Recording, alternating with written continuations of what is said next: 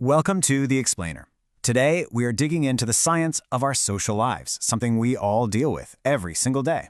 We're going to explore the blueprint for how our connections with friends, family, partners are built, how they thrive, and yeah, why they sometimes crumble. You've probably asked yourself this a million times, right? Why is it that some friendships just click and last a lifetime, while others seem to just fizzle out? Well, we're going to tackle that question by literally mapping out our social worlds and looking at the entire life cycle of our relationships, all based on some really fascinating communication research.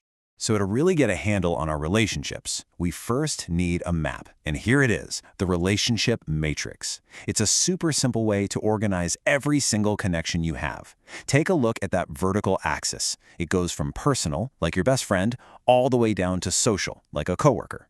Then the horizontal axis goes from involuntary, think your family, the people you don't choose, to voluntary, like a partner you do choose. This little grid helps us see where everyone fits in the grand scheme of things. Okay, so we've got our map. Now let's trace the journey itself. A couple of researchers, Knapp and Vangelisti, came up with this amazing model. It shows that relationships often follow a pretty predictable path, kind of like a story with 5 distinct chapters for coming together. And it all starts right here. At stage 1, initiating.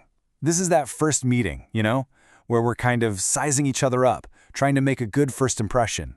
We're looking for clues, thinking about the situation, and usually just following the basic social rules, like a simple, "Hi, nice to meet you."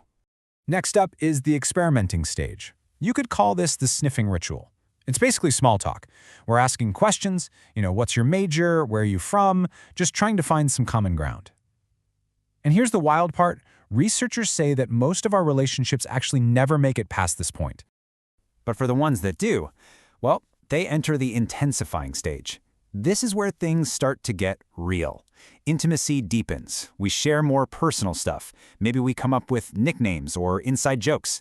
And you'll hear a huge language shift here. It's less I and you, and a whole lot more we and our.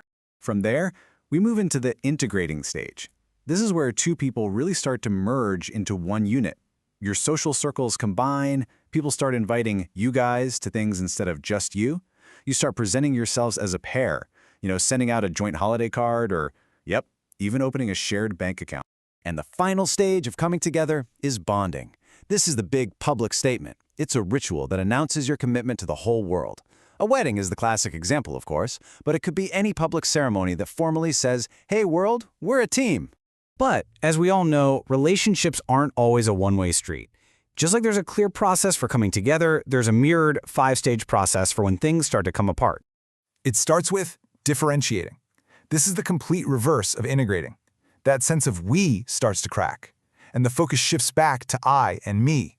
People start wanting their own space, their own friends, their own stuff back.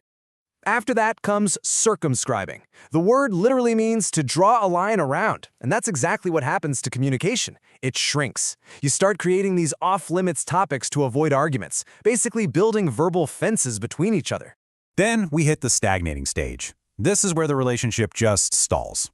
You barely talk anymore because, honestly, you feel like you already know what the other person is going to say. So while there's not much talking out loud, that internal monologue, that mind reading is working overtime. In the avoiding stage, people start to physically create distance. Sometimes it's direct, like saying, "I just don't want to see you right now." But often it's indirect, making excuses, always being busy. You can even be in the same room and just mentally check out, completely ignoring the other person. And finally, there's the terminating stage. This is it, the official end. This part often involves those big summary conversations that look back on the relationship, give reasons for the breakup, and basically prepare you both to go your separate ways.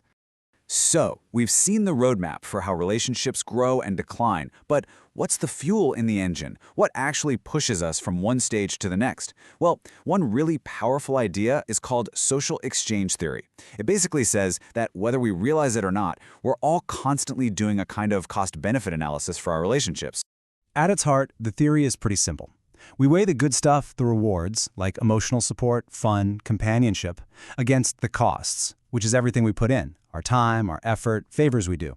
And when we feel like that scale is balanced, we feel satisfied. But when it feels like we're giving way more than we're getting, that's when a relationship is in trouble. Now, this whole idea of a relational climate doesn't just apply to our friends or partners. It all starts with our very first relationships, our families. And we can actually map out the communication climate in any family by looking at two key things: how much they talk and how much they expect everyone to agree. First up, you've got the pluralistic family. Think high conversation, low pressure to conform. In these families, talking is a big deal. Everyone's encouraged to speak their mind, and it's totally okay to have your own opinions and beliefs. Discussions are open and pretty unconstrained. Now, a consensual family is a little different. It's high in both conversation and conformity. So there's this interesting tension. They want everyone to talk and share their feelings, but at the end of the day, the parents have the final say, and they expect everyone to get on board with that decision. Then you have the protective family. This is low conversation, but high conformity. Here, obedience is the name of the game. Conflict is avoided, open discussion isn't really a thing, and parents often make decisions without much explanation. You'll hear the classic phrase, "because I said so," a lot in these families. And finally, there's the laissez-faire family. This one is low on both conversation and conformity. People don't talk much, and everyone is kind of left to do their own thing. There's not a lot of interaction, and family members often lead very separate, independent lives. Researchers have even described this type as being emotionally divorced. So, after all this, the stages, the cost-benefit analysis, the family dynamics, what's the one thing that connects it all? What's the common thread? It's communication, 100%. It's the engine that drives us up the ladder of coming together, the force that calculates our costs and rewards, and the very thing that sets the tone in our homes from day one. So we've laid out the entire blueprint for how relationships work, how they're built, how they're maintained, and how they end. So the real question, the one I'll leave you with, is this. Now that you've seen the code, which of your own relationships will you look at in a completely new light?